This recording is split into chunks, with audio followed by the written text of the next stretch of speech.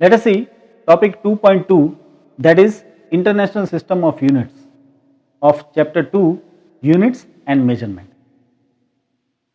A complete set of base units and derived units is known as system of units. A total set of all the units, means base units as well as the derived units, is known as system of units. There were many systems of units going on in ancient days. Every country were having their own set of units, because everybody has to measure, they have to measure time, they have to measure length, they have to measure mass and so on.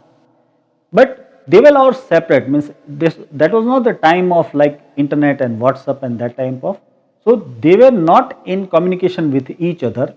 That's why they have created their own set of units. So they are known as system of units. Different countries were using different systems of unit for measurement. Three of them were in use till recently. They are FPS, CGS and MKS. These are some popular systems of unit. Means there were plenty of different systems of unit in all different countries, but these are few very famous systems of units there were which were used till recently. Now what is FPS, what is CGS and what is MKS? Let us see here. These names are on the units of the measurement of length, mass and time. Means FPS is known as FPS because the length was measured in foot or say feet, the mass was measured in pound and time was measured in second. That is why the name is FPS. So this unit system was known as FPS unit system. Pound is still used in European countries. Now in CGS, the length is measured in centimeter, mass is measured in gram and time is measured in second. That is why it is known as CGS. In MKS, length is measured in meter, mass is measured in kilogram and time is measured in second. That is why it was known as MKS unit system. So these are three popular unit systems. Now obviously all different countries were using these unit systems. That is why that different names were also there, like Miss FPS was also known as British system, CGS was also known as Gaussian system and MKS was also known as George system. Now if different countries are using different unit system, then it becomes very cumbersome while sharing some data, while sharing some information. Suppose you are reading a book in which the distance is written, everywhere the distance is written in foot. Now they give you the distance between moon and earth. The distance between moon and earth is written, but it is written in foot. Now try to feel how cumbersome you will feel in that case. You will not exactly get what they want to say, means you will not get exactly what the distance is. So using different unit systems in different places is not convenient, it is not comfortable. That is why it was required to have a common unit system worldwide. So came fundamental unit systems or say SI units. These fundamental units are 7, mind well, they are 7, or say SI units are 7 in number. How it came? In 1971, the 14th General Conference on Weight and Measure picked 7 quantities as fundamental quantities. In 1971 in Paris, 14th General Conference on Weight and Measure was there, and in that 7 physical quantities were selected as fundamental quantities or say SI unit system.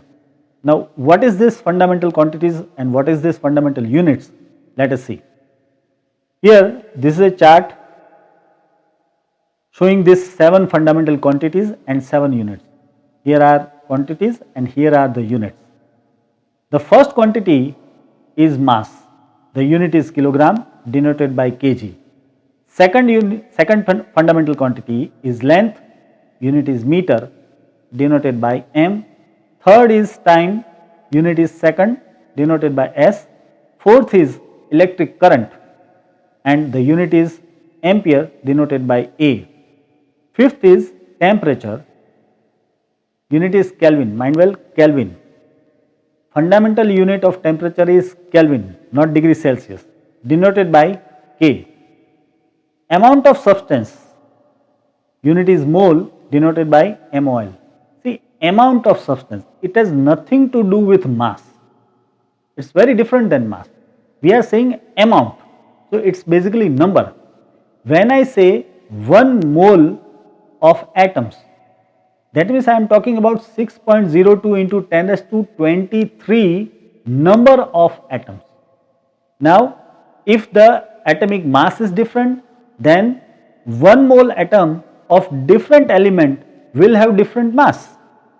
But the amount of substance remain 1 mole only. That means amount of substance of all those will be 1 mole. That means it will be 6.02 into 10 raised to 23 only. Then comes luminance intensity. Unit is candela denoted by CD. See, we need to find out what is the intensity of light, let us say in this room. Then that is luminance of intensity, or say in general light intensity. It will be different at different places. So, we need some unit also. So, that unit is candela denoted by CD. Now, let me clarify one thing, that all of these symbols of these fundamental units should not be changed. They should be used as it is. Means, for example, kg. Kg should be written as small k, small g only. You cannot change it like writing capital K and small g. No, you cannot do that. You cannot write even k dot, g dot or something like that. We cannot do any sort of change in the symbol of this unit. So, be very careful about. For meter, the symbol is small m. You cannot use capital M. For second, the symbol is small s. For ampere, you have to use capital A only, not small a. For Kelvin, you have to use capital K. For mole, you have to use MOL in small. For candela, you have to use CD in small. So, these are the 7 physical quantities that are fundamental physical quantities, and these are the 7 units that are the fundamental units. They are known as SI units. Now, why they are known as SI units? Let us see. This unit system is presently accepted internationally for all type of measurements. This unit system is nowadays used everywhere worldwide. In French, it is called as Système International de Units. This system is called in French as Système International de Units. That is why it is abbreviated as SI, Système International. So, abbreviated as SI, and so it is known as the SI unit system. This SI unit system is also known as metric system. Previously in the last topic we have a new word, that was metric system. That metric system is this only, the international system of unit, SI system of unit, or say the fundamental units. Now, apart of this fundamental units, there are 2 more physical quantities and their units which are not taken in fundamental units or fundamental physical quantity, but still they are useful, and that is why they are taken as supplementary quantities and supplementary units. Now, what are they? Let us see. In addition to 7 fundamental quantities, there are 2 supplementary quantities too. One is plane angle and another is solid angle. This plane angle is the same angle what we draw in mathematics. It is the same angle theta. Let us see the definition of plane angle. It is equal to the ratio of length of arc to the radius. It is the ratio of arc to the radius. Do you remember the equation of theta? Angle theta is equal to arc upon radius. So, here is the same angle theta is equal to arc upon radius. Let me show the figure first. Here this is the center, keeping this as a center, here is the arc, this is the arc, and so this becomes the radius r. The length of this arc is ds and the angle is d theta. So, the equation becomes d theta is equal to ds upon r. As we said that plane angle is the ratio of arc upon radius. So, it is ds upon r. The unit of plane angle is radian, denoted by RAD also. So, these are the units. Mind well, this is the same angle theta. Still, the unit is not degree, it is radian.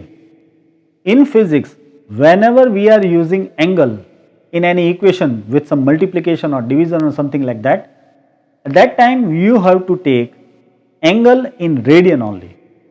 How to convert this angle theta into radian from degree or degree to radian, that we will see later. So, finally, the equation of plane angle is d theta is equal to ds upon r. Here this angle is very small, so we have taken d theta, otherwise you can also take theta. Now, what is solid angle? Let us see solid angle. For that, first of all, see this figure. Here in this figure, I have taken a small piece out. Means you can consider something like, we take out a small piece from a watermelon.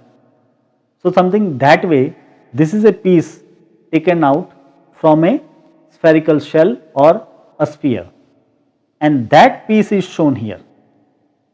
So, the solid angle is all about this angle here.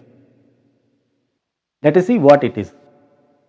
It is equal to the ratio of intercepted area of the spherical surface described about the apex O as the center to the square of its radius. Here, see, you have to consider that this piece is taken out from this big shell or say this big sphere. So, this becomes the center of that sphere. This is apex, but this apex is the center of that sphere, and this is the surface on the spherical surface. This is a piece of surface dA, you can see it is a piece of surface on the whole spherical surface. Again, coming to this figure, you can see here is the sphere and this is the center, and here is the small surface, intercepted surface on the spherical surface of the sphere. So, coming back to this is the small intercepted area on the spherical surface of the sphere, that is dA, and here is the radius r, and this is the solid angle d omega. This is the solid angle d omega. So, let us see the definition again in a much simplified manner. It is equal to the ratio of intercepted area to the square of the radius. It is equal to the radius of the intercepted area dA to the square of the radius r square. So, the solid angle d omega is dA upon r square. Here the unit of solid angle is steradian, denoted by SR.